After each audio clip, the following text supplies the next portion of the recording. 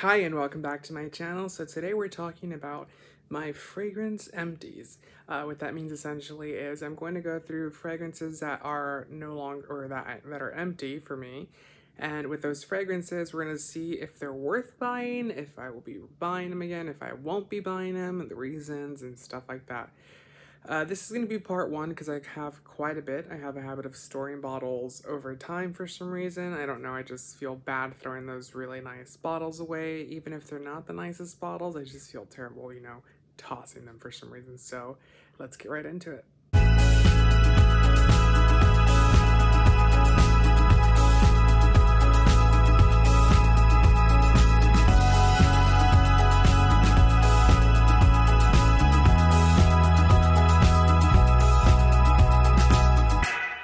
So I don't have these organized in a particular format. I'm just gonna go through them, let you know what they smell like, if they're good, if they're bad, if they are worth purchasing, and if they're not worth purchasing, and just kind of go through the motions with that. So the first one we're talking about today is Misia by Chanel. So this one has a tiny little bit of juice inside of it. This is part of their Les Exclusives range. This is the Eau de Toilette format, or the Eau de Toilette versions. They have been reformulated since to Eau de Parfums. This one's going to be a very violet-y fragrance. It's very nice, it's very seductive, it's very mysterious and sexy. It's one of their top-selling ones. Misia was a Russian friend that Chanel did have and introduced her to a lot of really beautiful things, including the first perfumer that launched, number 5. And yeah, I mean, it's nice. It's a beautiful fragrance overall. The only issue is I feel like it's more on the feminine side. It doesn't, really go anywhere near where it needs to be on the unisex spectrum. Other than that, though, it is a nice, sweet, like I said, it's kind of like a candy fragrance, but without being sugary. So like a very violet-y, purple candy type of, fragrance, essentially.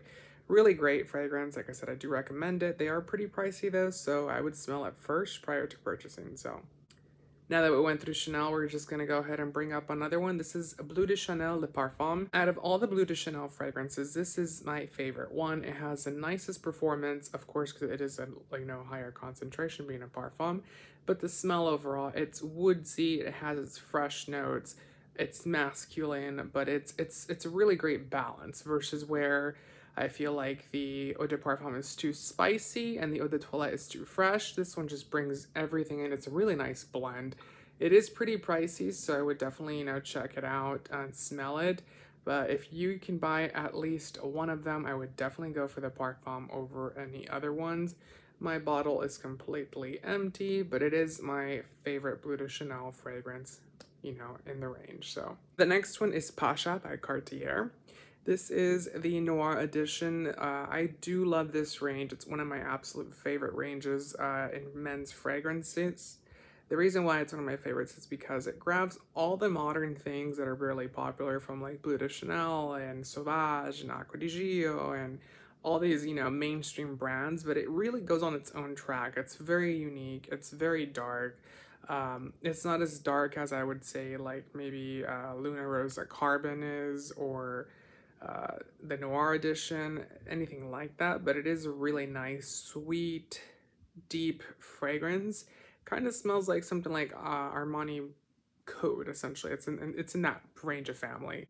This is one of my favorite ones. My favorite one in this range is the red one, but this one's definitely one that I would repurchase again, and I would actually get it in a bigger bottle because I did have spray anxiety.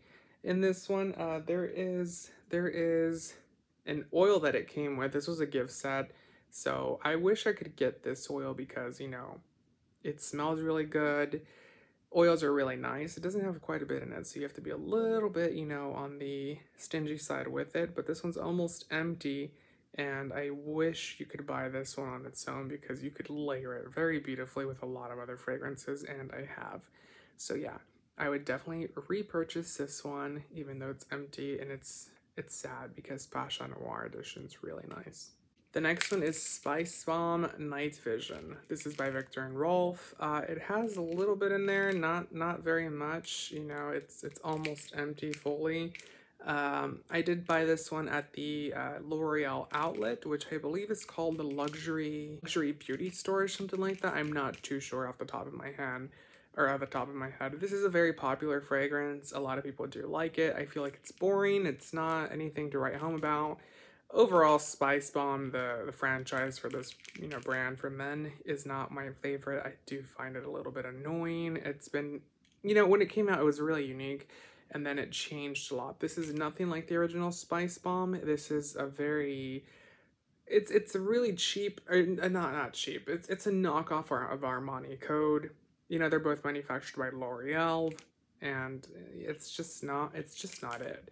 It smells like any other fragrance out there, and it's quite boring, so I will not be repurchasing this one. Next one is Vetiver de Hiver. This is an Armani Prive fragrance. This is also called Babylon, Vetiver Babylon, I believe.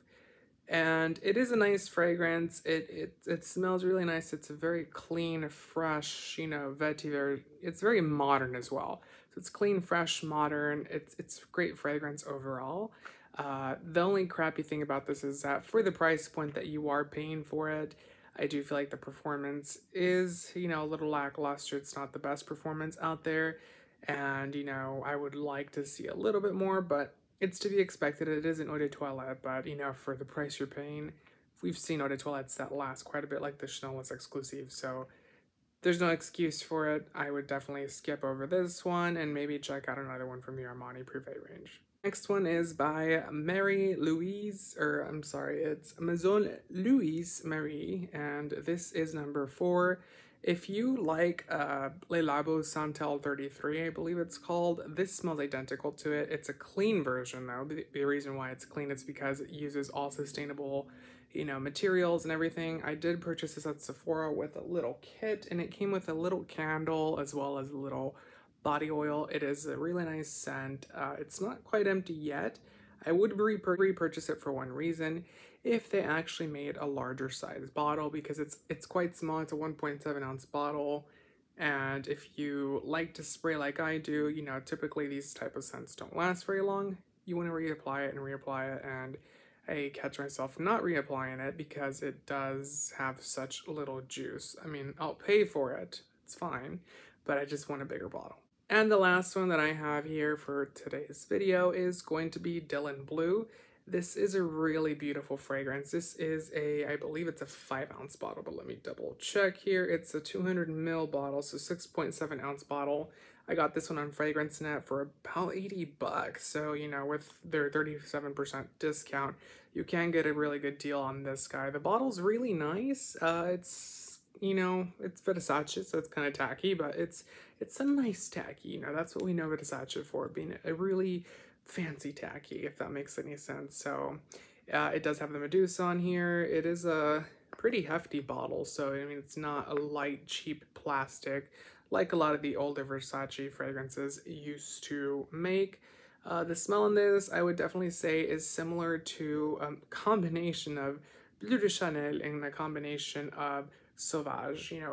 It's the nighttime Sauvage, if that makes any sense. And it is really nice. You can really wear this fragrance whether it comes to daytime, nighttime, and I would definitely repurchase a bottle in this size as a daily wear, because quite a bit of my fragrances are pretty expensive and I don't want to use them all up. So yeah, Bleu is one that I would definitely recommend. So thanks for watching, you guys. I hope you guys enjoyed today's video. Let me know what you think about these fragrances. Would you repurchase some of them? Would you buy any of them?